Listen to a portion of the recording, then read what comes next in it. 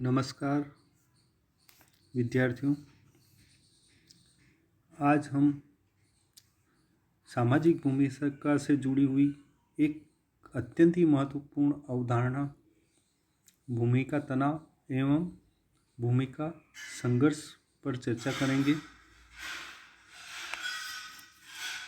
William good ने कहा है कि सामान्य तौर पर लोग वही करना चाहते हैं जो उनसे उम्मीद की जाती है, लेकिन ऐसा हमेशा संभव नहीं होता है।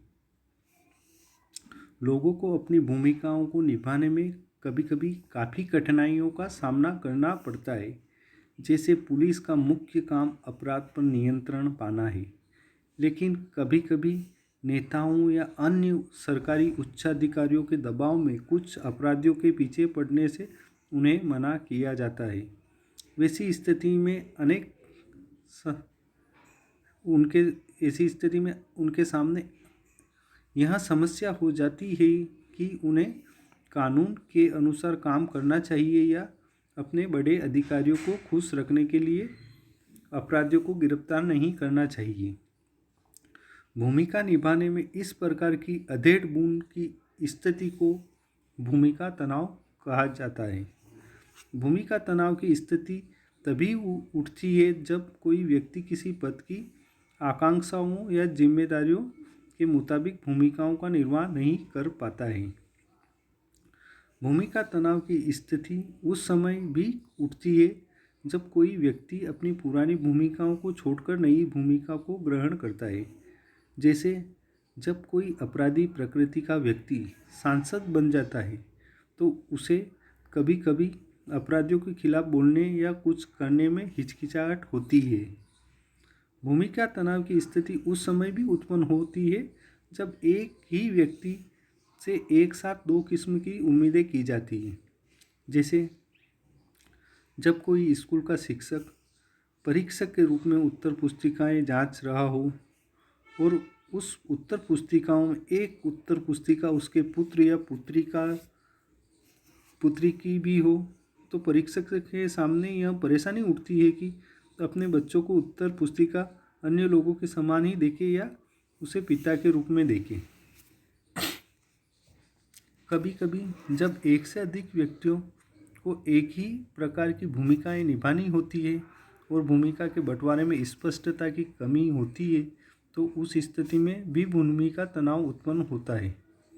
जैसे यदि एक ही साथ किसी महिला को अपने पिता और ससुर के प्रति कोई जिम्मेवारी निभानी है, तो उस समय उनके सामने यह परेशानी हो जाती है कि वह किनके हित को ध्यान में रखे।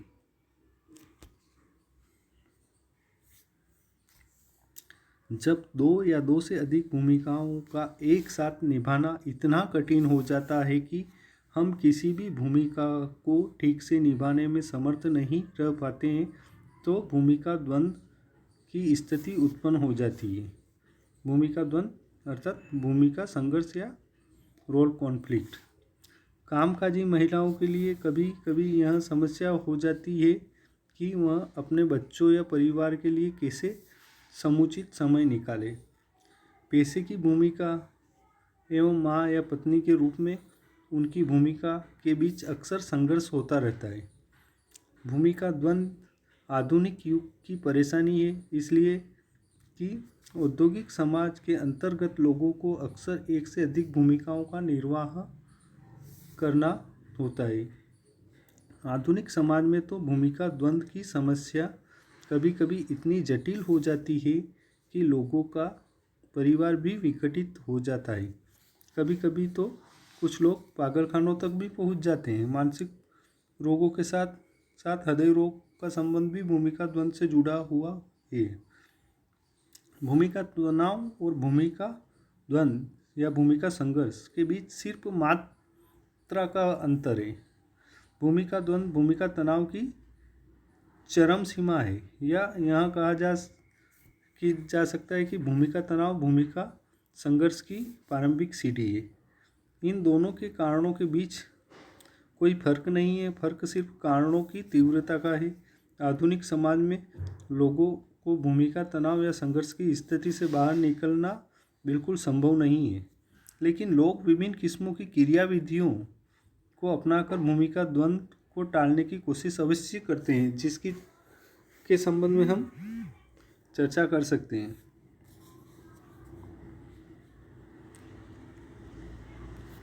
भूमिका संघर्ष से निपटने की कुछ क्रियाविधि है या कुछ युक्तियाँ भी हैं, जिसके द्वारा भूमिका संघर्ष या भूमिका द्वंद्व की स्थिति को या भूमिका तनाव की स्थिति को टाला जा सकता है।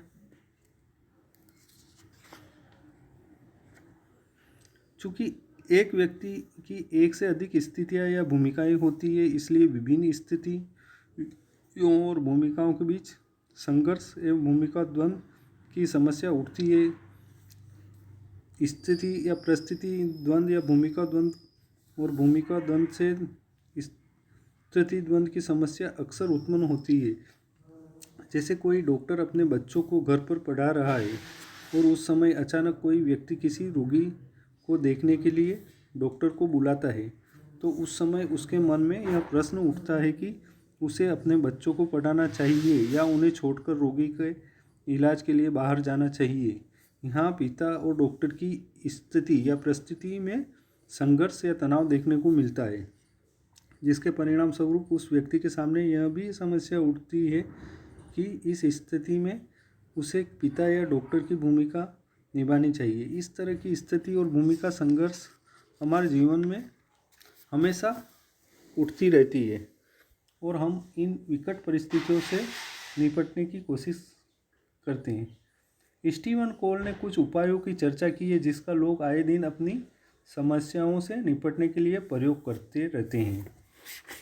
जैसे नंबर 1, परिहास या टालमटोल का व्यवहार।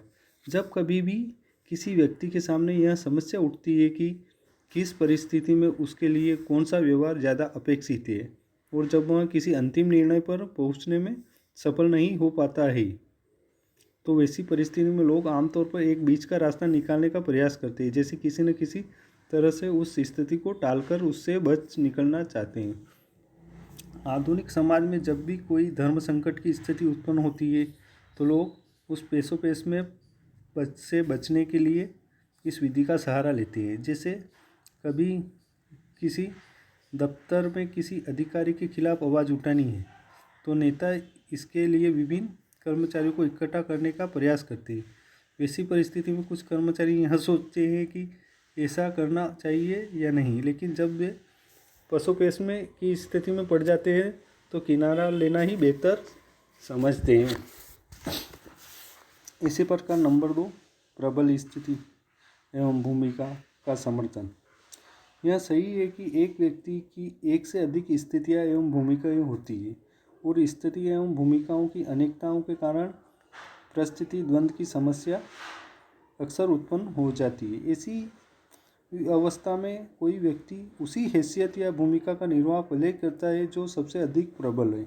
उदाहरण के रूप में यदि कोई डॉक्टर सुबह में अपने बच्चों को पढ़ा रहा है और उस समय अस्पताल से आकस्मिक कारण से बुलावा आ जाता है, तो वह व्यक्ति संभवतः पिता की हैसियत को गौण मानकर डॉक्टर की हैसियत से अपनी भूमिका को पहले अदा करेगा।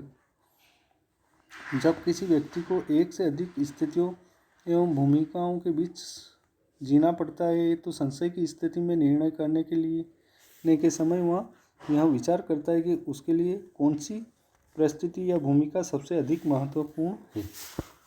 इसी प्रकार नंबर 3, अंतर्ग्रस्तता की कोटि।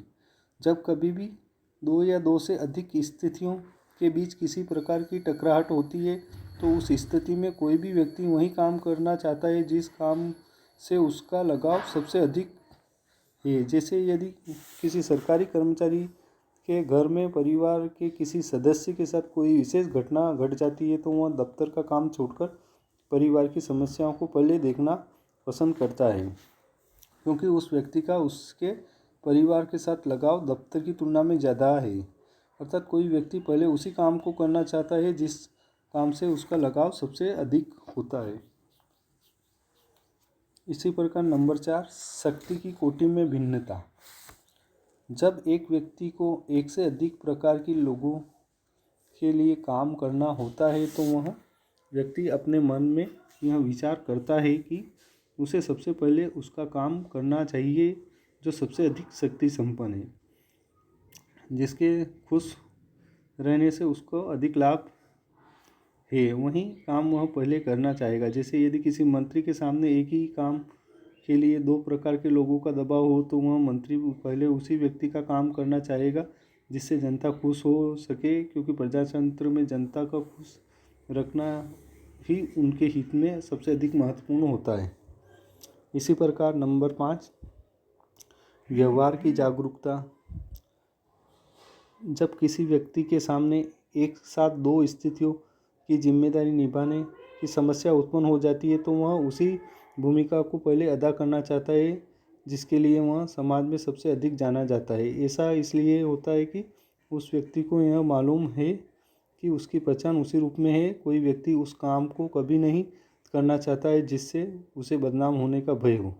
व्यक्ति के मन में इस बात का ध्यान हमेशा भय बना रहता है कि सामाजिक आदर्शों के अनुरूप कार्य नहीं करने पर समाज में उसकी निंदा हो सकती है। अर्थात व्यक्ति की भूमिका सामाजिक अपेक्षाओं से काफ़ी प्रभावित होती है।